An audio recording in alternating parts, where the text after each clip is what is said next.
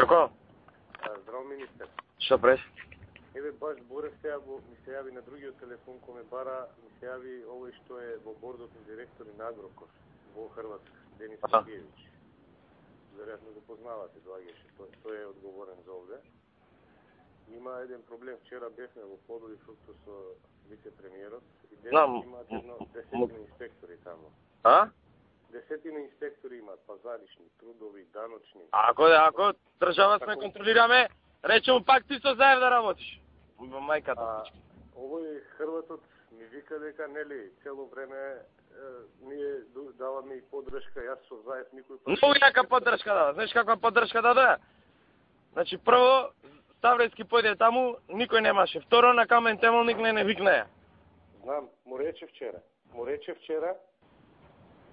вчера вице-премиерот тоа што се случило, како се случило таму.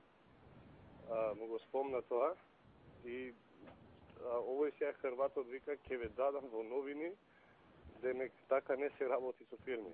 Пријател ми тоа доаѓаше тука. Што ќе не дај во новини, зашто дека му дававме земјиште по 1 евро? Зашто ќе не дај, нема ли контроли у Хрватската?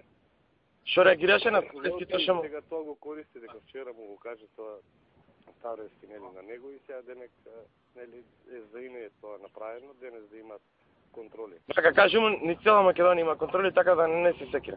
И кажи му, ако се работува со нас, до 5 јуни ние тоа ќе го почитуваме. А ако не се работува со нас до 5 јуни, дека ние пак ќе бидеме на власт и ќе го имаме тоа предвид. Така да му кажеш. Да му го дадам вашиот број номер? Не. Не можеме што ме снима него, знам че. Раководител на финансии, таму горе кај нас е председателката Мини на жени. Добро да, окей. Тања е таму, значи преку Денис.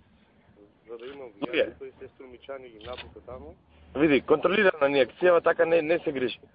Ти кажи му не се грижи, ако не поддржуваш на 5 јуни, ние тоа ќе го почитуваме.